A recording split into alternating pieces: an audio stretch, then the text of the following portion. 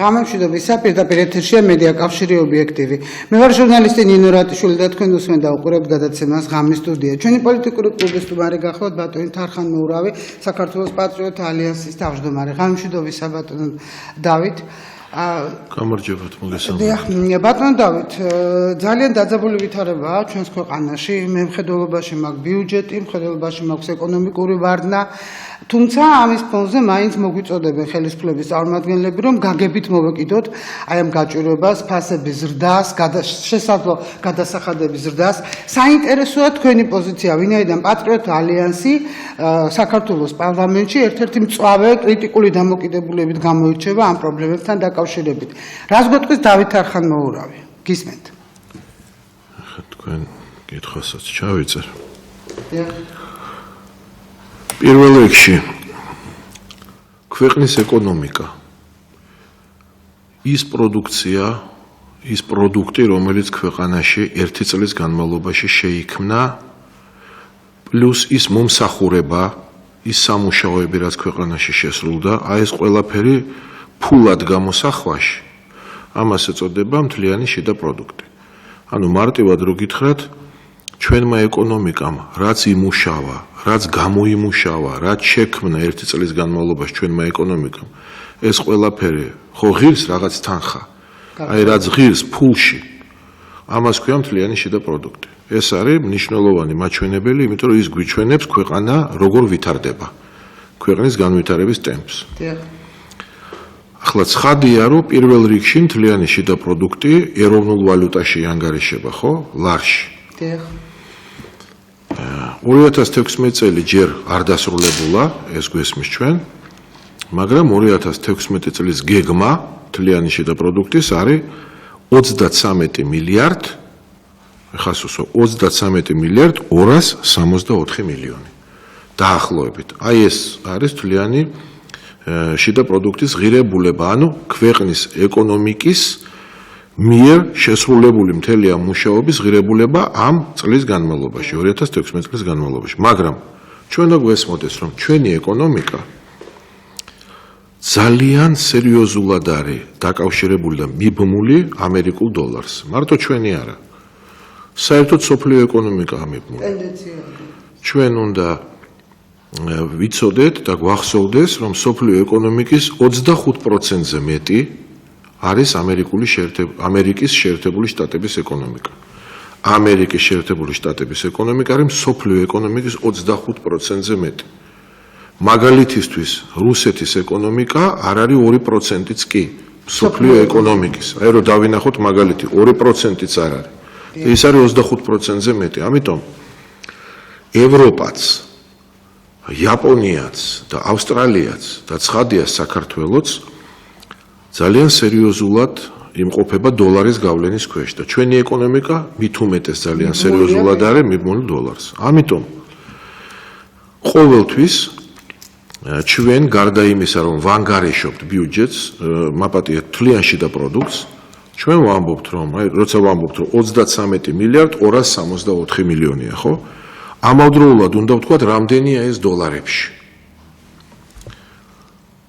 ეხლა ნათქვამია ხელისუფლების მიერ, რომ ჩვენი ეკონომიკა დოლარებში 2016 წლის მთლიან შიდა პროდუქტზეა საუბარი. ეს იქნება 14 მილიარდ 95 მილიონი. ეხლა 33 მილიარდ 264 მილიონი, 33 მილიარდ 264 მილიონი ლარზე. რომ მიიღო 14 მილიარდ 95 მილიონი დოლარი, კურსი არის 2.36, ანუ 2 ლარი და 26 თეთრი. გასაგებია, ხო? მე მგონი ძალიან გასაგებად ვცდილობ, რომ ვისაუბრო. მაგრამ კითხვა ასეთია, არის 2 ლარი და 26 თეთრი კურსი? არ არის. მაშინ სხვა კითხვა დავსვათ. როდის იყო 2 ლარი და 26 თეთრი კურსი? ეხლა ესენიც თავრობად საშუალო კურსზე ლაპარაკობს, ის ამბობს, რომ წლის განმავლობაში, მაგრამ წლის განმავლობაში, წლის დასაწყისში კურსი იყო 2 ლარი და 59 თეთრი თუ არ ვცდები მე. მერე დაეცა, კიდე აიწია, დაეცა, სულ დახტოდა ეს კურსი. ეხლა არის 2 ლარი და 67 თეთრი თუ არ ვცდები უკვე. უკვე 2 და 7-ია. უკვე, დღეს უკვე 2 ლარი და 70 თეთრი, ხვალ არ ვიცი რამდენი გახდება ზეგრა და წლის ბოლოს რამდენი იქნება არ ვიცი. საახალწლოდ. ამას ტყუილ არ ვლაპარაკობთ ჩვენ, ამას აქვს მნიშვნელობა. ჩვენი ანგარიშით, აი ჯერ კიდე გუშინ და გუშინწინ იყო საშუალო კურსი 2 ლარი და 53 თეთრი წლის განმავლობაში. მაგრამ ხვალ და ზეგ და მაზეგ ეს 2 ლარი და 53 თეთრი კიდე გაიზრდება. მაგრამ ჩვენი ანგარიში ავიღოთ 2 ლარი და 53 თეთრი. თუ თქვენ თლიანი შიდა პროდუქტი გაქვთ 33 მილიარდ 264 მილიონი, ეს რომ გაყოთ თქვენ 2 ლარსა და 53 თეთრზე და არა 2 ლარსა და 36 თეთრზე, როგორც თავაზობთ ხელისუფლება, თქვენ სრულიად სხვა ციფრს მიიღებთ. თქვენი ციფრი იქნება 13 მილიარდ 689 მილიონი. ახლა რატო აქვს ამას მნიშვნელობა? ჯერ იმიტომ აქვს ამას მნიშვნელობა, რომ 1 მილიარდი იქნება სხვაობა. არა 1 მილიარდი არა. 14 მილიარდ 95 მილიონს ამბობს ხელისუფლება, 2 ლარი და 53 თეთრზე არის 13 მილიარდ 689 მილიონი. აქ დაახლოებით 400 მილიონზე ცოტა ნაკლებია სხვაობა. ანუ არ არის პატარა სხვაობა, ხო? 400 მილიონი. ხო, თითქოს 9 მილიარდი არაა, მაგრამ სადღაც 380 მილიონი დოლარი იქნება სხვაობა. ეს იმას რატომ აქვს ამას მნიშვნელობა? ეს ნიშნავს იმას, რომ ეკონომიკური ვარდნა გვაქვს, ზრდა კი არა გვაქვს, ხელისუფლება ხო გეუბნება, რომ ეკონომიკური ზრდა გვაქვს და არა გვაქვს და ვარდნა გვაქვს. იმიტომ რომ ლარი უფასურდება და შეიძლება ილაპარაკო რაღაც ძდაზე, მაგრამ სინამდვილეში დოლარზე თუ ანგარიშებ დაინახავ, რომ ეკონომიკური ვარდნა უფრო მეტიც შარშანდელი წლის 2015 წელზე მაქვს ლაპარაკი. შარშანდელი წელი ხო დასრულდა, ხო გამოანგარიშებულია იმ წლის თლიანი შიდა პროდუქტი. შარშანდელი წლის თლიანი შიდა პროდუქტი იყო 13 მილიარდ 993 მილიონი დოლარი. ანუ უკვე დღეს ჩვენ რაც გვაქვს თლიანი შიდა პროდუქტი, ის შარშანდელზე ნაკლებია, 2%-ზე მეტია ვარდნა უკვე, აი ამ მომენტისთვის. გესმით, ამ მომენტისთვის უკვე წლევანდელი წლის თლიანი შიდა პროდუქტი 2%-ზე მეტით, ცოტა მეტით არის ნაკლები, ვიდრე შარშანდელი წლის თლიანი შიდა პროდუქტი, ანუ ვარდნა გვაქვს უკვე. ეს ერთი მატება, რასაც როგორც გვატყუებს ხელისუფლება. უკვე გვაქვს ამა, არა მატება, ვარდნა. მაგრამ თუ ჩვენ ავიღებ დაგეგმილ ციფრს 14 მილიარდ 95 მილიონს, ვარდნა გვაქვს 3%-ზე მეტი ამ მომენტისთვის. და შეიძლება 4%-საც მიაღწიოს წლის ბოლოსთვის. აი ამას ვლაპარაკობ, ანუ თლიან შიდა პროდუქტის თვალსაზრისით, შარშანდელ წელთან ჩვენ უკვე გვაქვს ვარდნა და ეს ვარდნა ხელისუფლების ანგარიშითაც კი უკვე 3%-ს აღემატება და 4%-საც მიაღწევს და ჩვენ რეალური ანგარიშით უკვე ასე, მოკლედ აღემატება ამ პროცენტებს, რაც თქვი. ეს ერთი. ეს ნიშნავს, რომ წელს ცხოვრება გაუარესდა შარშანდელთან შედარებით. გაუარესდა და არა პირიქით, ეს ერთი. და ამას ჩვენ გზნობთ, ჩვენ ჯიბეზე ყველანი ამას გზნობთ. მაგრამ აქ არის მეორე საკითხი. ხელისუფლება გეუბნება, რომ მომავალ წელს გეგმავს, მომავალ წელს. მომავალი წლის თლიანი შიდა პროდუქტი გამოანგარიშება. ეხლა რასაც ჩვენ ვლაპარაკობთ, ბიუჯეტზე არ ვლაპარაკობთ, ყველაფერს ამას თლიან შიდა პროდუქტზე ვლაპარაკობთ. მომავალი წლის გაანგარიშება თლიანი შიდა პროდუქტზე ისევ და ისევ ლაპარაკი. გაანგარიშებულია ლარის კურსი 2.5, ანუ 2 ლარი 50 თეთრი. გესმით, ჩვენ ვგეგმავთ მომავალი წლის თლიან შიდა პროდუქტს და შესაბამისად ბიუჯეტს 2 ლარსა და 50 თეთრზე, მაშინ როცა ეს კურსი არ არსებობს. და არავინ არ იცის როგორ ახლა ვიღაცამ შეიძლება იკითხოს, რა კავშირია თლიან შიდა პროდუქტსა და ბიუჯეტს შორის. ყოველთვის თლიანი შიდა პროდუქტი დაახლოებით 3-ჯერ აღემატება ბიუჯეტს. ბიუჯეტის დაგეგმარებაც ესე ხდება. იმიტომ რომ ბიუჯეტი რა არის? ეს არის ეკონომიკის მუშაობის შედეგად ამოღებული თანხები, მაგალითად, ხო, შემოსავლები. ბიუჯეტი ხო აქედან შენდება, აქედან ეწყობა. ამიტომ ყოველთვის ბიუჯეტი არის დაახლოებით 30% თლიანი შიდა პროდუქტის. ზუსტად 30% კი არა. შეიძლება იყოს 26% ან 27% თლიანი შიდა პროდუქტის, შეიძლება იყოს 34% თლიანი შიდა პროდუქტის, მაგრამ აი 30%-ის ირგვლივ ტრიალებს თლიანი შიდა პროდუქტისგან ჩვენი ბიუჯეტი. ამიტომ ამას აქვს დიდი მნიშვნელობა. და თუ შენ წელს უკვე ამბობ, რომ 2017 წელს თლიან შიდა პროდუქტს გეგმავ ბიუჯეტს გეგმავ და ამ დროს ამბობ რომ გაცვლითი კურსი არის 2 ლარი და 50 თეთრი, მაშინ როცა ეს კურსი აღარ არსებობს, უკვე თავს იტყვევ. თუ შენ დღევანდელ კურსს აიღებ, აი 2 ლარს და 67-ს. თქვენ ამბობთ რომ 2 ლარი 70-ია, ხო? მაგრამ აი 2 ლარი და 67-იც რომ აიღოთ, ეს უკვე ნიშნავს რომ მომავალი წლის ბიუჯეტი რა შეშებოდის. მომავალი წლის თლიანი შიდა პროდუქტი უკვე იქნება 13 მილიარდ 500 მილიონი.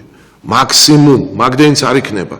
ეს კი ნიშნავს რომ ის მომავალ წელს რაც თლიან შიდა პროდუქტს ამოვიღებთ, ეს ნიშნავს რომ ის უფრო ნაკლები იქნება ვიდრე წლევანდელიც და ვიდრე 2015 წლის შარშანდელისაც. ანუ ვარდნაი 5 და 6%-ად გადააჭარბებს, ეს მაქსიმუმ ვიძახი იქნება 13.5 მილიარდი დოლარი თლიანი შიდა პროდუქტი. რეალურად უფრო ნაკლები იქნება. ამას აქვს მნიშვნელობა, ლარში შეიძლება ჩვენ გვითხრა რომ კი აი შევასრულეთ გეგმა ლარში, მაგრამ იმიტომ კი არ შესრულდა რომ ეკონომიკა გაიზარდა. ლარი გაფუჭდა და ამიტომ შესრულდა. მე მინდა ეს ავხსნა რომ ეკონომიკა რეალურად არ გაზრდილა. 2016 წელი, აი ახლა რეზუმეს სახით ვამბობ. 2016 წელი ჯერ არ დასრულებულა, მაგრამ თლიანი შიდა პროდუქტის თვალსაზრისით ეკონომიკა კი არ გაიზარდა. აი ამ მომენტისთვის უკვე ეკონომიკა შარშანდელ წელთან შედარებით ვარდნაა ეკონომიკური. პროცენტის თქმა ჯერ ძნელია, მაგრამ ეს 2%-ზე მეტია. დაგეგმილთან შედარებით 3%-ზე მეტიცაა, წლის ბოლოს დავინახავთ ზუსტად რამდენი პროცენტიანი ეკონომიკური ვარდნა გვაქვს შარშან წელთან დაკავშირებით. მეორე, ის თლიანი შიდა პროდუქტი და შესაბამისად ბიუჯეტიც, რაც იგეგმება მომავალ წელს 2017 წელს. ის ეკონომიკური ზრდა დაგეგმილია ისეთი კურსით, რომელიც ამ წუთას უკვე ნათელია, რომ სინამდვილეში იქნება ეკონომიკური ვარდნა და ეს ვარდნა კიდე წლევანდელ 2016 წელზე მეტი იქნება. აი ამის თქმა მინდა და თქვენ გამორიცხავთ რომ 2 და 5, რასაც ამბობთ, ეს კურსი ანუ შეიძლება რომ ლარი გამყარდეს დოლართან შედარებით. სწორი კითხვაა, ერთადერთი რაც ჩვენ გვიშველის თუ ესენი გამყარებ, მე გამოვრიცხავ. მე ვთვლი რომ რანაირი ხელოვნური მეთოდითაც არ უნდა შეეცადოს. არა, რაშია საქმე, ლარის გამყარებაგან არ შეიძლება. აქ სხვა რამეზეა საუბარი. ის მეთოდები, რასაც ხელისუფლება ჩვენ გვთავაზობს, ისინი ლარს არ გაამყარებს. აი ამაშია საქმე. ეს რაც შეეხება, ну არ ვიცი, ერთ მხარეს ამ საკითხისა, რომელიც ეხება მთლიან შიდა პროდუქტს, აი ამაზე ვისაუბრეთ. ვიმეორებ ბიუჯეტი მთლიანი შიდა პროდუქტის დაახლოებით მე-13-ია, იქ პლუს მინუს აი ამ ფარგლებში არის მე-13 ბიუჯეტი. და ჩვენ ახლა მთლიან შიდა პროდუქტზე ვისაუბრეთ. მეორე საკითხია რომ რა მეთოდებს გვთავაზობენ და რა გზას გვთავაზობენ. და უკაცრავად მაშინ მე ჩაგეძიებით, საინტერესოა, რასაც გვეუბნებათ, გვიმტკიცებს ხელისუფლება. ადამიანები ხო ყველა ვერ ერკვევა ესე ფუნდამენტალურად დაუშვათ როგორც თქვენ, ხომ? აი ამ ეკონომიკურ საკითხებში. აი ის მტკიცებით რაღაც იმპერატიული ტონით რო გვეუბნებიან, რომ აუცილებლად ჩვენ გაგებით უნდა მოვეკიდოთ ჩვენს გაუბედურებას და გაღატაკებას კიდევ ერთხელ, მაგრამ სამაგიეროდ გვეუბნებიან, რომ აი გადასახადების გაზრდა, აქციზების გაზრდა, ეს ყველაფერი გამოიწვევს საბოლოო ჩვენს კეთილდღეობას. არ გამოიწვევს, ზუსტად ამის თქმა მინდა რომ არ გამოიწვევს. ზუსტად ეს მინდა ვთქვა, რომ ჯერ უნდა გითხრათ, რომ ის მეთოდები, რასაც ხელისუფლება გვთავაზობს ჩვენ, მე ვერ დავინახე ყოველ შემთხვევაში იქ მაკროეკონომიკაზე საუბარი არ არის. მაგრამ რაც შეეხება იმ ინსტრუმენტებს, რომ მოდი აქციზი გავზარდოთ, ჩემი აზრით ეს არა მარტო უაზრობაა, საერთოდ დანაშაულია. იმიტომ რომ რა არის აქციზი? ეს არის გადასახადი, ჩვეულებრივი გადასახადი. ანუ ვისაც შემოაქვს მაგალითად საწვავი, ვთქვათ ბენზინი, ის დამატებით აქციის გაზრდილ გადასახადს გადაიხდებს ამ ბენზინზე და შესაბამისად აი თქვენ მანქანა ხო გყავთ ხალბატონი, თქვენთვის გაძვირდება საწვავი და შესაბამისად თქვენთვის მანქანის სიარული იქნება უფრო ძვირი. მაგრამ ჯერ პირველი რომ ეს ჯიბეზე დაგარტყავს თქვენ, მე ყველა იმ ადამიანს პირველი, ვისაც უბრალოდ ავტომობილი ყავს, მაგრამ მარტო ეს არ არის. ეს დაარტყავს იმათაც ვისა მანქანით ხო ხდება ნედლეულის მასალის გზავრობა, მაგრამ ნედლეული მას მე მინდა აუხსნა რომ პროდუქციის ფასი გაიზრდება. ყველაფერი გაიზრდება. იმიტომ რომ ის პროდუქციაც სადღაც ვიღაცამ უნდა გადაიტანოს მზა პროდუქტი ან მანამდე მისი ნედლეული და ყველაფერი ეს საწვავთან არის დაკავშირებული და ფასი გაიზრდება ყველა შემთხვევაში რაც არ უნდა გვიხსნა. ეხლა ხელისუფლება გვთავაზობს რაღაც დაბალანსების მექანიზმებს, მაგრამ მე პირდაპირ ვამბობ, აგრეთ აქერა ვართ ორივე ჩვენ დაინახავთ რომ ეს ფასების დას გამოიწვევს. ეს არ არის ეფექტური გზა და არასოდეს, არა, რაღაც სიტუაციაში შეიძლება ამ გზამაც მოქცეს ეფექტი, მაგრამ ამ შემთხვევაში არავითარ ეფექტს არ მოიტანს. ეს ხელშეუწყობს მაპატე ბატონ დავით, ხელშეუწყობს მაგალითად მცირე ბიზნესის, სახელმწიფო ბიზნესი, თუ პირიქით უფრო ეს იქნება. არ შეუწყობს, ჩვენ მივალთ მანამდე, პირიქით, მე მინდა გითხრათ სწორედ რომ აქციზის და არაფერს არ შეუწყობს ხელს, აღარ ვლაპარაკობ. საკვების ფასიც გაიზრდება, სასმელის ფასიც გაიზრდება. ახლა ღვთისწყალობით მადლობა ღმერთს მე არ ვეწევი სიგარეტს, მაგრამ ძალიან ბევრი ადამიანია მწეველი. მეც აღარ ვეწევი, მაგრამ წარმომიდგენია რა ხდება. ეს ყველა მწეველს დაარტყავს, გასაგებია, იმიტომ რომ თამბაქოზეც აქციზია. არავითარ სიკეთეს ეს სინამდვილეში არ მოიტანს და ეს არის ძალიან ცუდი გზა. ამიტომ პირველად შეიძლება ჩვენ ხელისუფლებას უთხრათ, რომ არავითარ შემთხვევაში არ შეიძლება აქციზის გაზრდა. არავითარ შემთხვევაში. ეს წვრილ მეწარმეობასაც დაარტყავს და მსხვილ მეწარმეობასაც. მეორე, ეს ერთი. ანუ პირველი რაც უნდა ითქვას, რომ ხელისუფლებამ უნდა აღიაროს, რომ რეალურად ეკონომიკურ ზრდას ადგილი არ აქვს, ციფრებით თამაში თავი უნდა დაანებოს და მთლიანი შიდა პროდუქტი წლევანდელი უკვე არის შარშანდელზე ნაკლები და მომავალ წელსაც იქნება შარშანდელზე ნაკლები და ეს უნდა ვაღიაროთ ჩვენ. ამიტომ უნდა დავიწყოთ ფიქრი გაჯანსაღებაზე და გაჯანსაღება არ არის აქციზის და. ახლა მეორეს, რასაც გვეუბნებიან, რომ მოგების გადასახადს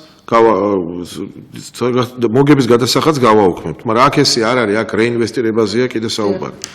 მე მაგალითად მომხრევა, რომ მცირე და საშუალო ბიზნესს მოუხსნან მოგების გადასახადი, მაგრამ მე მირჩევნია, რომ მცირე და საშუალო ბიზნესი საერთოდ ფიქსირებულ გადასახადზე გადაიყვანონ და დაანებონ თავი და ყოველგვარი შემოწმებლები მოუხსნან, ამოისუნთქოს ამ ხალხმა.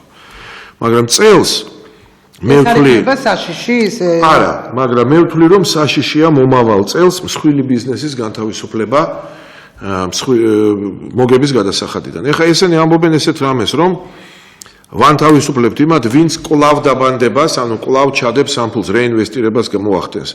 ის ფული, რომელიც გამოუნთავისუფლდება, ადგება და ისევ ეკონომიკაში დააბანდებს. მე მინდა გითხრათ, რომ ეს თავისთავად ცუდი არაა, მაგრამ ცუდია მომავალ წელს. მოდი ეს გააკეთე 2019 წელს. მომავალ წელს შენ ფული გჭირდება, შემოსავალი, ის კი არა რომ შენ ადგედა მსხვილი ბიზნესი მოგების გადასახადიდან გაანთავისუფლება. მომავალ წელს ეს გადასახადი გჭირდება, რომ ადამიანებმა პენსია მიიღონ და რომ ფინანსური სტაბილიზება მოხდეს. და ეს სტაბილიზება ვერ მოხდება ერთ წელიწადში, ამას 2 წელი მაინც დაჭირდება. ამიტომ ასეთ რამეზე თუ ლაპარაკი შესაძლებელია, უნდა ვილაპარაკოთ. მაშინ როცა ეკონომიკა დასტაბილურდება, სტაბილიზაცია მოხდება და ამას 2 წელი მაინც ჭირდება. ამიტომ ამაზე უნდა ილაპარაკო 2019 და 2020 წელს და არა ეხლა. ეხლა ან თავისუფლებ რომ 4 წლის ან 5 წლის მერე რაღაც ეფექტი გაჩნდეს. ეს არაფერი კარგი არ არის, სიკეთე არ არის. წელს ჩვენ გვჭირდება ფული, ამიტომ ეს მეორე ძალიან დიდი შეცდომაა ხელისუფლების. პირიქით, სულ სხვა ინსტრუმენტი უნდა იყოს გამოყენებული. უნდა თუ კაცრავთ, იცით რა არის? მე მესმის ახლა ჩვენი მხრიდან ადვილია კრიტიკა. მაგრამ აი კონკრეტულად, იცით რა, პატრიოტთა ალიანსი ახლა აღარ არის მხოლოდ ოპოზიციური პარტია, ის არის ხელისუფლების წარმომადგენელი, პარლამენტის წევრი პარტია და მაინტერესებს აი კონკრეტულად კრიტიკა თითქმის ახლა ყველა სიადვილეა, მაგრამ რას თავაზობთ, გამოსავალი თუ არის ამ სიტუაციაში? ჯერ უნდა გითხრათ, რომ არც კრიტიკა ადვილი, იმიტომ რომ მე არც თავს ვიქებ, არ ჩვენ პარტიას ვაქებ, მაგრამ ჩვენ დავდეთ რაღაცა ანალიზი და სხვებისგან ეს ანალიზი არ მომისმენია, მაგრამ შეიძლება ვიღაცას უკეთესი ანალიზი აქვს, მე არ გამიგია უბრალოდ და არ მომისმენია, ასე რომ კრიტიკაც საფუძვლიანი უნდა იყოს, მაგრამ მე თან გეუბნებით რა უნდა მოხდეს. მე მხოლოდ კრიტიკა არაა, მე გეუბნებით პირველი რაც უნდა მოხდეს. ჯერ უკვე გითხარით, რომ უარი უნდა ითქვას ყოველგვარი აქციზების გაზრდას. პუნქტებად ვაყალიბებ. პუნქტი პირველი, აქციზის ზრდაზე უარი უნდა ვთქვათ. ეს ერთი რაც აუცილებლად უნდა მოხდეს. პუნქტი მეორე, წვრილი და საშუალო ბიზნესი უნდა გადავიყვანოთ ფიქსირებულ გადასახადზე. და მსხვილ ბიზნესს უნდა დაუტოვოთ მოგების გადასახადი. ეს პუნქტი მეორე. პუნქტი მესამე. შეეხება ბანკებს, იმიტომ რომ ხელისუფლების და ეროვნული ბანკის და მთავრობის მიერ წარმოდგენილ ანალიზში ჩანს, რომ ეროვნული ბანკის რეზერვები კიდევ უნდა გაიზარდოს და 4 წელიწადში უნდა გაორმაგდეს, მაგრამ ამას არ აქვს ეკონომიკური უზრუნველყოფა. თუ ბანკებს ვეხებით, უნდა გითხრათ, რომ პუნქტი მესამე უნდა იყოს ასეთი: ბანკებმა აუცილებლად უნდა დაწიონ საპროცენტო განაკვეთი, მაგრამ მანამდე გეტყვით, მოდით ეს მეოთხე პუნქტი იყოს, მესამე პუნქტს სხვას გეტყვით. ჩვენ ვერც ერთ შემთხვევაში ვერ მოვახდენთ ლარის სტაბილიზაციას, თუ არ წავალთ რაღაც რადიკალურ ზომებზე. არსებობს სხვადასხვა რადიკალური ზომები. მე გეტყვით, ჩვენ რას თავაზობთ. ჩვენ ვამბობთ, რომ ბრუნვაში ლართან ერთად უნდა შემოვიდეს დოლარი და ევრო. რას ნიშნავს ეს? ეს ნიშნავს, რომ როგორც თქვენ მაღაზიაში შეგიძლიათ ლარით იყიდოთ, უნდა შეძლოთ დოლარითაც იყიდოთ. როგორც ეს არის თურქეთში. თურქეთში 25 წელია უკვე შებზანდით ნებისმიერ მაღაზიაში, ევროს გადაიხდით, ევროში დაგიბრუნებენ ხურდას, დოლარს გადაიხდით, დოლარში დაგიბრუნებენ, ლირას დაგიბრუნებენ. იქ არ არის, არა, იქ სწორედაც მაგას გეუბნეთ, რომ კურსის ხტუნაობა არ ხდება ამის გამო. ეს ასტაბილურებს. ფასი არსებობს დოლარშიც, ევროშიც და ლირაშიც და იყიდე დოლარში. ამაზეა საუბარი. როდესაც ეს არ მოსპობს კურსის ზრდას, მაგრამ შეამცირებს ძალიან სერიოზულად. აი, მაგას გეუბნებით. ეს სერიოზული თემაა. თუ ბრუნვაში შემოვა ეს ძალიან სერიოზულად ჯერ ერთი შეამცირებს კურსის და სტაბილიზაციის ინსტრუმენტია ძალიან ძლიერი. მეორე, არ გამოურიცხავ, რომ ზოგიერთმა კომპანიებმა დაიწყონ ხელფასის გაცემაც კი დოლარში. დოლარში, იმიტომ რომ მე უკვე ვთქვი, ჩვენი ეკონომიკა პირდაპირ მიბმულია დოლარს. ევროში რატომ? იმიტომ რომ ჩვენ ევროკავშირის ასოცირებული წევრები ვართ. მინდა შეგახსენოთ, რომ ეხლაც მაგალითად ჩეხეთში იქ კრონაც არის და ევროც, ორი ვალუტა მოძრაობს. პოლონეთშიც მოძრაობს ზლოტი და ევრო, ორი ვალუტა მოძრაობს. ანუ პოლონეთი, ჩეხეთი, უნგრეთი, ბულგარეთი, ორი ვალუტა მოძრაობს. იქ ეროვნულიცაა და ევროც არის. არამედ ამ დროს ევროზონაში ისინი უკვე არიან ევროკავშირის წევრები, ჩვენ ჯერ არა ვართ. თურქეთში სამი ვალუტა მოძრაობს. ეს იძლევა შეიძლება ვიღაცამ ხელფასიც გასცეს ამ შემთხვევაში საქართველოში დოლარში. როგორ რას იძლევა? იმას, რომ თქვენ არ გიწევთ აიღეთ პენსია ან ხელფასი, იყიდოთ დოლარი, იმიტომ რომ კურსი წინ მიდის. მე ყოველ ჯერზე პურის ყიდვა რო გინდა, ეს დოლარი გადაახურდა ლარში, იყიდო რაღაცა, საკვები, საჭმელი, სასმელი. მე ხურდა ისევ უნდა გადმოიყვანო დოლარში, რომ ძალიან არ დაკარგო. რა მნიშვნელობა აქვს? ამას გეუბნებით, რომ შეიძენ დოლარს და სულ დოლარში მთელი თვე მუშაობ. ამ კურსის ხტუნაობისგან განთავისუფლებული ხარ კერძო პირი, მაგრამ ბიზნესმენისთვისაა მთავარი. იმიტომ რომ ბიზნესმენს ეხლა შემოაქვს საქონელი დოლარში, აქ ლარი უნდა იყიდოს დოლარი, შემოიტანოს რაღაც საქონელი, მაგრამ ამ საქონელს ისევ ლარში ყიდის. და კურსი ხშირად ლარის უფრო ფასი მაპატიეთ, უფრო ნელა ადის ლარში ვიდრე დოლარი დახარჯა. ყიდველუნარიანობა არ არის, ამას გეუბნებით. გესმის, მან შეიძლება ნივთი 50 დოლარად შემოიტანა, რომელიც 100 ლარი ღირდა. მაგრამ რომ შემოიტანა, კურსი ისე გაიზარდა, რომ ეხლა უნდა აიღოს 180 ლარი, რომ ის 50 დოლარი ამოიღოს, მაგრამ ვერ იღებს, იმიტომ რომ ხალხს ეს 180 ლარი არ აქვს. ეს ბიზნესმენიც ზარალში ვარდება და ვალებში ვარდება კიდე ბანკის. ასე იზრდება სულ ვალები. ამიტომ ეს ზედმეტ სავალუტო ოპერაციებს ეს ერთი მაგალითი მოიყვანე, ძალიან ბევრი მაგალითი მოიყვანე შეიძლება. მე უბრალოდ ხსნი, რომ თუ შემოვა ლართან ერთად დოლარიც და ევროც, ეს სტაბილიზაცია სერიოზულად შეუწყობს ხელს მინიმუმ 1 და შეიძლება 2 და 3 წელიც. თურქეთში ვიმეორებ 25 წელი ხდება ეს. ასე რომ ეს არის მეორე, რასაც ჩვენ ვთავაზობთ, მესამე პუნქტი. მეოთხე პუნქტი არის, რომ აუცილებლად უნდა შემცირდეს საბანკო პროცენტი. როგორ? ჩვენ უნდა ერთი რამ გავითავისოთ, რომ თვითონ ბანკიც შერო გაძლევს სესხს, აქვს ფული და გაძლევს სესხს, მაგრამ თუ ფული არ ყოფნის ბანკს, ის თვითონ საზღვარგარეთ, საერთაშორისო არენაზე გადის და იქ სესხულობს ფულს. ამიტომ ზოგჯერ ბანკიც იღებს ფულს სესხით. მაგრამ რამდენ პროცენტში იღებს ბანკი დღეს სესხით ფულს? ზოგან პროცენტ ნახევარში წლიურზეა ლაპარაკი. ზოგან 2%-ში, ნუ მაქსიმუმ 2.5%-ში. ამიტომ ჩვენთან რატოა თუ შენ იღებ სესხს დოლარში, პროცენტი არ უნდა იყოს, ნუ მაქსიმუმ 4% უნდა იყოს წლიური. თუ ლარში იღებ, ეს უნდა იყოს მიბმული ამ წლიურ დოლარს.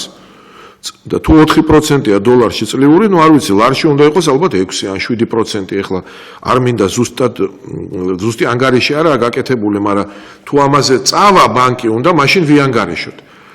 თუ ასეთი დაბალი წლიურ პროცენტებზეა ლაპარაკი იქნება ქვეყანაში, ეს რეალურად ბიძგს მისცემს ეკონომიკას, იმიტომ რომ ის წვრილი ბიზნესმენიც, რომელიც აი ამ ვითარებაში მუშაობს და საბოლოო ჯამში სესხს იღებს და მერე ვალი იმდენი ედება, რომ თვითონ კოტრდება, აღარ გაკოტრდება.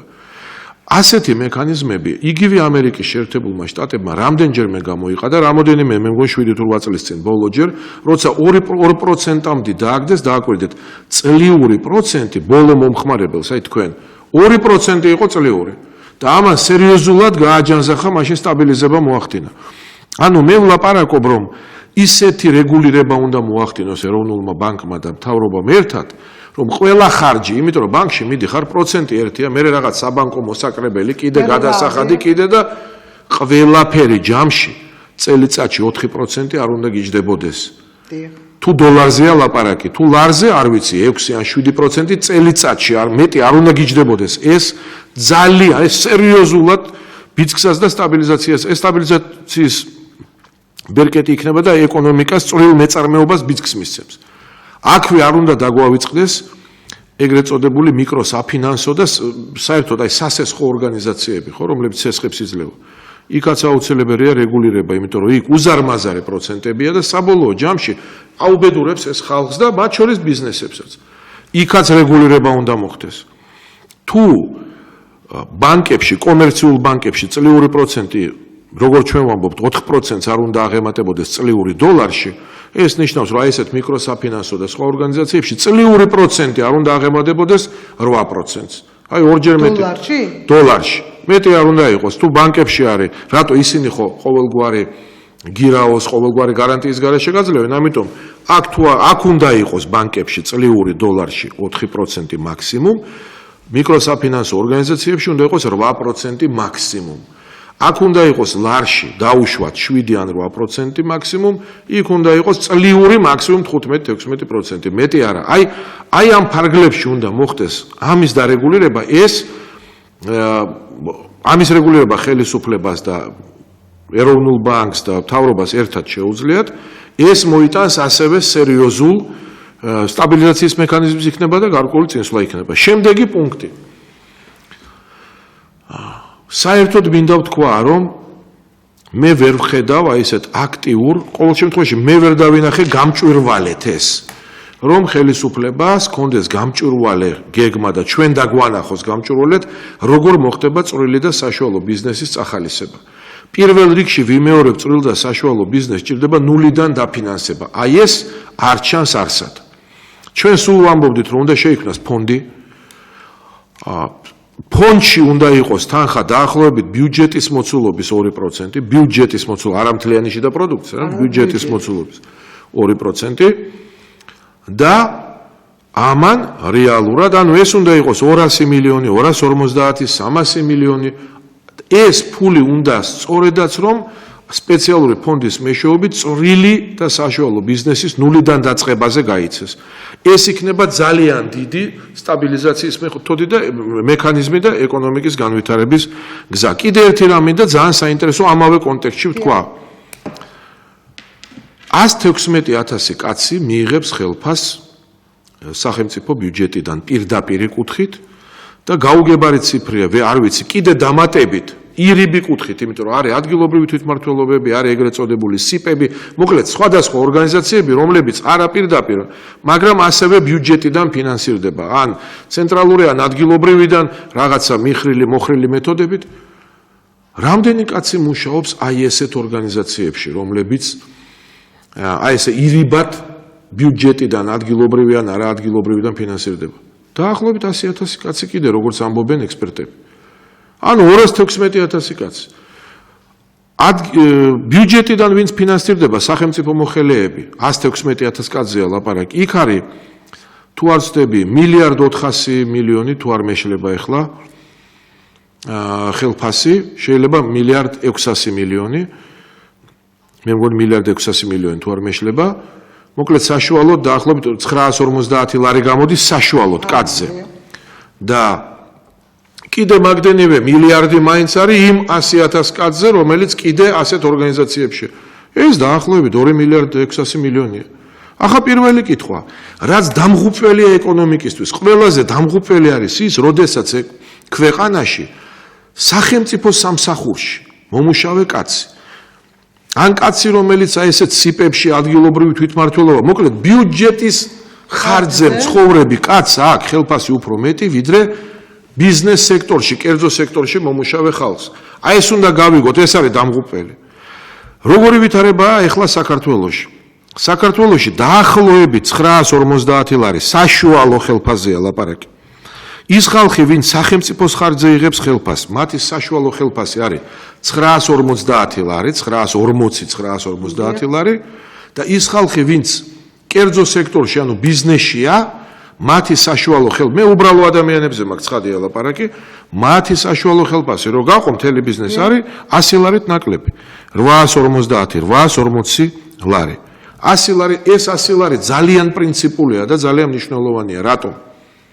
იმიტომ რომ ადამიანებს ყველას უფრო მეტი სურვილი აქვს, რომ როგორმე სახელმწიფო სამსახურში მოეწყოს, ვიდრე ბიზნესში. ერთი წუთი კიდე რაღაც საკითხებს ჩავიწერ. ვიდრე ბიზნესში. და იმ სახელმწიფო სამსახურში ისინი უბრალოდ სამუშაოს, აი პროგრამისტი, რომელიც მიდის სახელმწიფო სამსახურში, უბრალოდ ემსახურება იქ მონაცემთა ბანკში, მონაცემები შეყავს, იქ სისტემის სტაბილურობას უწყობს ხელს, მაგრამ ის შემოქმედებითად აღარ მუშაობს. მას არ აქვს სტიმული. ადამიანი, რომელიც სახელმწიფო სამსახურში წავიდა, კონკურენციას მოწყდა, მას არ აქვს, ის არ აქვს კერძო ბიზნესში და მას სტიმული არ აქვს, რომ ისეთი რაღაც შექმნას კონკურენტული, რომ ბაზარზე რაღაცა მოიხვეჭოს. ჩვენთან რამდენი ხალხი თქვენ გესმით, რომ მოსახლეობის 8% მაინც 7-8% შეიძლება 9 ზუსტად არავინ არის ის, სახელმწიფოს ხარჯზე იღებს ეს ძალიან დიდი ციფრია. მოსახლეობაც რამდენი მყავს იმასაც ხوار გვეუბნებიან, ეხლა მე რო გეუბნებით ამ პროცენტებს, ჩემი ციფრი მაქვს, რომ მე ვთვლი, რომ ჩვენი მოსახლეობა 3.5 მილიონია, მეტი არ არის. მეტი არ არის, მაგრამ ახლა ვიღაცა გვიმტკიცებს, რომ 4.5 მილიონია და 5 მილიონია და ასე შემდეგ. არ შეიძლება, ამიტომ შემდეგი პუნქტი, რომ ხელისუფლებამ რა უნდა გააკეთოს, რომ სახელმწიფო სამსახურში ხელფასი უნდა იყოს საშუალო ხელფასი. პირიქით 100 ლარით უფრო დაბალი ვიდრე არის კომერციულ სტრუქტურებში. რატომ უნდა იყოს ეს? ამაზე მე კიდე ვილაპარაკებ, რატო აი ამ ხელფასებზე და საერთოდ იქნება უკვე იმ ადამიანებისთვის, რომლებიც მესმის, ახლა აქ გეტყვით გამოსავალს, მაგრამ ჩვენ უნდა გავიგოთ, რომ სხვანაირად ჩვენ საგარეო ვალს ვერ მომემსახურებით. ეს უ გადაბმული საკითხებია. ჩვენი ქვეყნის საგარეო ვალი, როგორც ამას ხელისუფლებიდან ვიგებთ, იქნება 4 მილიარდ 900 მილიონი. თითქმის 5 მილიარდი დოლარი იქნება ჩვენი ქვეყნის საგარეო ვალი. საშინაო ვალი, როგორც ხელისუფლება გვეუბნება, ბოლომდე ვერ გავერკვიეთ, მაგრამ მილიარდ დოლარზე მეტია. მილიარდიდან მილიარდ ნახევარ დოლარამდეა. ანუ საგარეო და საშინაო ვალი ერთად. ეს არის დაახლოებით 6 მილიარდ 200 მილიონი, 6 მილიარდ 300 მილიონი დოლარი. დააკვირდით ეს არის მთლიანი შიდა პროდუქტის 40%-ზე მეტი. ეხლა რომელს აიღებ ამათ ნათქვამ ციფრს, დაგეგმილ ციფრს თუ აიღებ 14 მილიარდ 95 მილიონს სხვა გამოდის, მაგრამ ეს არის სადღაც სხვადასხვა ციფრებიდან გამომდინარე 40%-ზე მეტი ყველა შემთხვევაშია. შეიძლება 45%-იც იყოს და 46%-იც გააჩნია. და თუ ჩვენ ვიანგარიშებთ, რომ რეალურად იქნება 13.5 მილიარდი თლიანი შიდა პროდუქტი, ან მასზე ნაკლები, ეს კიდევ უფრო მეტია, ხო? რაღაცა ვითა გააჩნია ეკონომიკური ვარდნა რა იქნება მომავალ წელს. თუ ტყუილებზე არ ვილაპარაკებთ, შეიძლება გახდეს ნახევარი თლიანი შიდა პროდუქტისაც კი. ყოველ შემთხვევაში ეხლა უკვე 40%-ზე მეტია საგარეო ვალი, მაგრამ ქვეყანა შემდეგი პუნქტი, რასაც ხელისუფლებას ვეუბნებით, ქვეყანა არა მარტო წინ ვერ წავა, საერთოდ დეფოლტის, ანუ უდიდესი ვარდნის წინაღმოში და თუ არ გადავავადებინეთ ამ ვალის პროცენტების, იმიტომ რომ წელიწადში, აი მომავალ წელს ჩვენ უნდა გადავიხადოთ 280.4 მილიონი დოლარი, ეს მარტო ამ ვალის მომსახურება. ანუ ჩვენი ბიუჯეტის, თლიანი შიდა პროდუქტის არა, ბიუჯეტის 6.8% მომავალ წელს უნდა წავიდეს ვალზე. ეს ვალის მომსახურებას ეს არის უზარმაზარი ციფრი იმ ქვეყნისთვის, რომელშიც ასეთი ეკონომიკური მდგომარეობა. ამიტომ ხელისუფლება ეხლა რაც უნდა ქნას, პირველი უნდა გავარდეს და 4-5 წლით უნდა რესტრუქტურიზაცია მოახდინოს, რომ პროცენტს არ ვიხდიდეთ და ამ ვალს გაჩერდეს, გაიყინოს, მაგრამ შენ რო იქ ჩადიხარ და ინვესტორებს და დონორ ქვეყნებს ელაპარაკები და ამ დროს მათ იციან, რომ შენთან სახელმწიფო სამსახურში მომუშავე კაცს 100 ლარით საშუალოდ მეტი ხელფასი საშუალოდ, ვიდრე კერძო სექტორში, რა თქმა უნდა ის გეუბნება უარს, იმიტომ რომ ის ვერ ხედავს ეკონომიკის გაჯანსაღებას. ეკონომიკის გაჯანსაღება კი პირდაპირ ამაზეა მიბული. მეორე, დავსვათ მოდი მარტივი კითხვა. ვთქვათ ჩვენ მე მესმის რომ არ ძალოვნები არ უნდა შევამციროთ, ეს გასაგებია, არ შეიძლება შევეხოთ სამხედროებს, პოლიციებს, ამაზე არც არავინ არ კამათობს საერთოდ. ძალოვნები არის განსაკუთრებული თემა, მით უმეტეს დღევანდელ საქართველოს, მათ პირიქით არც ერთ შემთხვევაში ხელი არ უნდა ვახლოთ. მაგრამ მე ვლაპარაკობ არაძალოვანზე და მე ვლაპარაკობ კიდე იმ ადგილობრივ თვითმმართველობაზე და სიბზე. იმას კი არ ვამბობ, ტკივნეულია მართლა, რომ მოდი ყველა გავყაროთ. სულ სხვა სქემას ვამბობ, სულ სხვას. 20,000 კაცი სიტყვაზე. და ლაპარაკი აქ არის 116,000 პირდაპირ იღებს ბიუჯეტიდან და კიდე 100,000 ექსპერტების აზრით ირიბათ, ხო? 20,000 კაცი ავიღოთ, აი უბრალოდ 20,000 კაცი. 20,000 კაცის წლიური ხელფასი არის 20 მილიონი. 20 მილიონი რომ ავიღოთ და 5,000 ოჯახს 5,000 ოჯახი იგივე 20,000 კაცია. დააკვირდე 5,000 ოჯახი იგივე 20,000 კაცია. 20 მილიონი რომ ავიღოთ და 5,000 ოჯახს. ეს 20 მილიონი მივცეთ სესხებად, წვრილ სესხებად, რომ მათ ნულიდან წვრილი ბიზნესი აწყოს. ვიღაცას მივცეთ $15,000, ან ამის შესაფერისი ლარი, ვიღაცას მივცეთ იქ. მოდი ლარებზე ვილაპარაკოთ. ვიღაცას 15,000 ლარი, ვიღაცას 30,000 ლარი და ვიღაცას 50,000 ლარი გააჩნია ბიზნესი. და 5,000 ოჯახს რომ ბიზნესი ავაწყობინოთ, რომელი ბიზნესით მათ თვითონ მოუტანს სახში პურის ფულს, თანაც მოუტანს არა მარტო წელს პურის ფულს, არამედ მომავალ წელს, კიდე შემდეგ წელს, იმიტომ რომ აწყობილი ბიზნესი იქნება. ანუ მარტო ფული კი არ მივცეთ. რასაც ჩვენ ვამბობდით, წვრილი ბიზნესის ხელშეწყობის ფონდი შევქმნათ. მივცეთ დაფინანსება და დავეხმაროთ ბუღალტერიით, მართვით, ყველანაირად ხელი შეუწყოთ, რომ აი ნამდვილად, ესე იგი, რომ კაცი რომ მოდის ბიზნეს იდეით, მართლა შეუწყოთ ხელი, რომ ფეხზე დადგეს, დავაყენოთ ფეხზე სახელმწიფომ, რომ თავის საქმე ააწყოს. ამაზე რომ $20 მილიონი დავხარჯოთ და 5,000 ოჯახი ფეხზე დავაყენოთ, იგივე 20,000 კაცი. წელსაც და უკვე მომავალ წლებში ხო აღარ იჯდება ჩვენს ბიუჯეტის კისერზე. ხო არ იჯდება. ის ხო პირიქით თვლიანში და პროდუქტში და ბიუჯეტში შესაბამისად შემოსავალს მოიტანს. ის ხო პურის ფულს სახში თვითონ მიიტანს. ქვეყანას ხო ეს ფეხზე დააყენებს, კი არ დააგდებს. ანუ შემდეგი პუნქტი სწორედ ესაა, რომ ოპტიმიზაციის ამოცანა აქვს. აქ აუცილებელია, რომ ფული გამოვყოთ და აი ამ ადამიანებს ჯობია 20,000 და 30,000 და 40,000 კაცს საშუალება მივცეთ, რომ ბიზნესი ააწყოს, ვიდრე სახელმწიფოს კისერზე იჯდეს და პირიქით სახელმწიფო სარგებლობდეს მათი მიღებული შემოსავლებით. აი ეს არის შემდეგი პუნქტი. ეს აზროვნება უნდა ქონდეს ხელისუფლებას, მთავრობას გულისხმობებში, რომელსაც ეს აზროვნება უბრალოდ არ აქვს. მაშინ ეხა პოლიტიკური კითხვამდე დაგვისვათ, სამწუხაროდ მხოლოდ 4 წუთი დაგვრჩა გადაცემის დამთავრებამდე. ძალიან საინტერესოა, იმდენად საინტერესოდ საუბრობთ, რომ ვერც კი ვერთვები საუბარში, მაგრამ პოლიტიკური კითხვამდე დაგისვათ. თუ რაზეც თქვენ საუბრობთ, ეს რეალობაა და რატომ ამას არ იზიარებს ხელისუფლება? ის მაზოხის პოლიტიკური მაზოხიზმი ჭერს ჩვენს ხელისუფლებას. მე არ მაქვს ამაზე პასუხი. ეკონომიკური გეგმები სხვადასხვა არსებობს. ჩვენ ვთავაზობთ ჩვენ პოზიციას და ჩვენ ხედვას. ამას მთელი წლებია ვაკეთებთ. სხვა ხედვა აქვს, სხვას კიდე სხვა ხედვა აქვს. კამათი ყველაფერზე შეიძლება. მე ერთ რამეს ვხედავ, რომ ხელისუფლების გეგმები და ხედვები არ ვიტყვი, რომ ყველაფერი სისულელია თქო, ეს რო ვთქვა, ეს იქნება სისულელი. მაგრამ ბევრი რაღაცა, რასაც ამბობდა ხელისუფლება ეს წლები, სწორიც იყო, ბევრი რაღაცა ჭკვიანური იყო, ბევრი არ იყო ჭკვიანური ჩვენი აზრით, ჩვენ ამას ვამბობდით. ფაქტი ერთია, რომ დღეისათვის ჩვენ დავინახეთ, რომ შედეგი ვერ მივიღეთ დადებითი, უარყოფითი. კი, საგარეო ფაქტორებიც არის, მაგრამ ისინი ესეთი დიდი არ არის.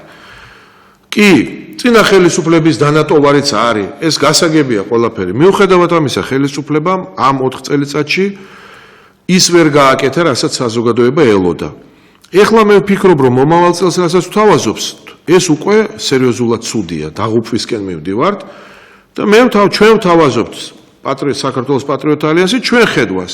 ამაზე შეიძლება ვიმსჯელოთ და ვთქვათ ეს ცუდია, ეს კარგია, ეს დავტოვოთ ეს არა, მაგრამ არავინ არაპირებს არაფერზე მსჯელობას, ხელისუფლებას აქვს თავის გეგმა და მე ვშიშობ, რომ შიმშილი მოიმატებს ქვეყანაში, იმიტომ რომ ჩვენ მაინც უნდა კარგად გავითავისოთ, რომ ვიღაცა შეიძლება არ შეა, მაგრამ ძალიან ბევრ ადამიანშია. ძალიან ბევრს და სოფელში და ქალაქშიც ხშირად ადამიანებს პურის ფული არა აქვთ, მართლაშია ხალხს და ხალხი უნდა გვიყვარდეს და მასზე უნდა ვზრუნავდეთ და ეს გეგმა ხელისუფლების არ არის ორიენტირებული ხალხზე და მე ვშიშობ, რომ მომავალი წლის პირველ თვეებში ზამთარში მერე გაზაფხულზე აი მართლა მოიმატებს შიმშილი, მართლა. და ეს გადაიზრდება დიდ აქციებში. დიახ, აი ამ შემთხვევაში ალიანსი სთავაზობს დავსხდოთ, მოვილაპარაკოთ რაღაცა ოპტიმალური ვარიანტი. არ გვინდა მოხდეს ის, რომ პატრიოტთა ალიანსმა დაიწყოს აქციების ორგანიზება. მაგრამ დაიწყებს აუცილებლად. თუ ჩვენ დავინახავთ, რომ ხელისუფლების გეგმა არ გაამართლებს, თუ ხელისუფლება და არაფერს არ ისმენს ეს ხელისუფლება, რასაც ვეუბნებით, არაფერს არ ისმენს და თუ ის დავინახავთ და თუ ხალხში შიმშილი გაიზრდება და ჩვენი ეკონომიკური ვარდნა გაიზრდება, ჩვენ იძულებული ვიქნებით, რომ კვლავ დაუბრუნდეთ აქციებს და ამიტომ ვამბობ, რომ ეს მთავრობა ცეცხლ ეთამაშება და ამას ეს მთავრობა შეეწირება. ნუ იქნება სხვა მთავრობა, არ ვიცი ის რას იზავს, მაგრამ თუმცა ჩვენ შევეწირებთ სამწუხაროდ პროცესი აქეთ მიდის. ხალხის გარკვეული რაოდენობა შეეწირება. აი ეს დამოკიდებულება. რა თქმა უნდა, პირველ რიგში ხალხზეა საუბარი, ხალხისთვისაა ეს დარტყმა და ხალხის გადარჩებით და შემდეგ უკვე აი ეს დამოკიდებულება არის საკუთარი ხალხის მიმართ ჩვენთვის გაუგებარი. ხალხისთვისაა მტკივნეული. კიდევ თუ რა კითხვა? სამწუხაროდ ვერასდროს მე ბოიკოტი მოიხსნა, ხო? ბევრი პოლიტიკური კითხვები მინდოდა, მე მაინტერესებდა თქვენი შეფასება. ალეპოში რა ხდება? ესეც საშინელებაა, მაგრამ ალეპოზე საუბარს ვერ მოვასწრებ. ბოიკოტს რა შეეხება, გეტყვით მარტივად, რომ თუმცა მოიხსნა უკვე, ხო? იმიტომ რომ მცდელობა იყო პარლამენტში ასეთი, რომ თავარი დელეგაციები, ახლა არის ბევრი დელეგაცია, მათ ყველას თავის სახელი აქვს, ზოგს პასექვია, ზოგს ევრონესტი, ზოგს რაღაცა და ასე შემდეგ, მაგრამ მე სხვა სიტყვებს ვიხმარ, რომ უფრო გასაგები იყოს. თავარი დელეგაციები ჩვენი საზრით არის ეს სტრასბურგში, ეს არის ბრიუსელში და ეს არის ეუთოში, ეს იქნება ვარშავა თუ ვენა, არ აქვს მნიშვნელობა. აქ იყო მცდელობა, რომ ჩვენ არც ერთ ამ თავარ დელეგაციაში არ მომხვედრილიყავით. რატო? ნუ მარტივი, იმიტომ რომ ჩვენ გვაქვს საღი განსხვავებული პოზიცია და ეს მცდელობა ქონდათ ამათ. ამიტომ იძულებული ვიყავით ჩვენ, რომ ბოიკოტის რეჟიმისკენ დავძრულიყავით, მაგრამ მადლობა ღმერთს საღმა აზრმა გაიმარჯვა. ახლა რა არის? დღეს ჩვენ ვიქნებით სტრასბურგის დელეგაციაში წარმოდგენილი, ვიქნებით ბრიუსელის დელეგაციაში წარმოდგენილი. სხვათა შორის მართლმადიდებლური ქვეყნების საპარლამენტო ასამბლეაც არსებობს და ცხადია იქაც ვიქნებით წარმოდგენილი. ჯერჯერობით ვერ მივაღწიეთ ეუთოს, მაგრამ გვპირდებიან რომ თქვენ ნახევარში ეუთოშიც. ეუთო ძალიან მტკივნეული თემა, რატო? იმიტომ ეუთო არის არჩევნები და ეუთო არის ტერიტორიული მთლიანობა და გასაგებია რომ ჩვენ ვართ ის პარტია, რომელსაც არ გვინდა ტერიტორიების გაჩუქება, რაც უნდა ნაცმოძრაობასაც და ახლა ვამბობ რომ ეს ხელისუფლებაც ამას არანაირად ხელს არ უშლის. და ჩვენ უნდა ვიბრძოლოთ ტერიტორიების დაბრუნებისთვის და ნათელია რომ ეუთოში ჩვენ გვექნება ძალიან მკაფიო და მკაცრი პოზიცია ტერიტორიულ მთლიანობასთან დაკავშირებითაც და არჩევნებთან. ამიტომ იქ ყველანაირი მცდელობა რომ არ მოვხდეთ, მაგრამ მაინც მოვხდებით იქაც. ყოველ შემთხვევაში სამი მთავარი დელეგაციიდან ორში უკვე ვართ და იმედი გვაქვს რომ ეს დაპირება რომ თქვენ ახევრის მერე აღმოჩნდებით ეუთოში ტყუილი არ იქნება, თუ არა იქაც გვაქვს მოქმედების მექანიზმები. ეს საკითხი გადაიჭრა, ამიტომ ბოიკოტი აღარ არის საჭირო.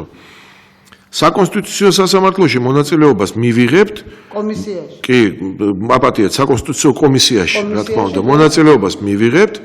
ვთვლით რომ დობის ჯგუფში იქნება ირმაინაშვილი წარმოდგენილი, ვთვლით რომ სხვა პარტიებმაც არასაპარლამენტომაც უნდა მიიღოს იქ მონაწილეობა აუცილებლად და ნუ ვინც ვერ აღმოჩნდება ჩვენ მათთვის ხიდი ვიქნებით და იქ ვიმუშავებთ, მაგრამ ყველას უნდა გვესმოდეს რომ ის საკითხი რაც უკვე იყო კენჭნაყარი არა, მაგრამ მოსმენა გაიარა წინა პარლამენტში რომ მაჟორიტარული სისტემა უნდა გაუქმდეს.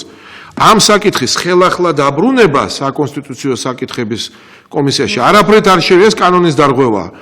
საკითხი რომ უნდა გაუქმდეს მაჟორიტარი დეპუტაცია სასახად უნდა ეს ამ საკითხმა ხელმოწერებიც იყო შეგროვებული, იცით თქვენ, იქ შეხვედრებიც იყო, არასაპარლამენტო ოპოზიცია იბრძოდა, მოსმენაც მოხდა, ამიტომ ეს კენჭისყრის თემა უნდა იყოს უკვე და არა ის რომ მოდი ეხლა ხელახლა საკონსტიტუციო საკითხების კომისიაში განვიხილოთ, ეს უკანონობაა.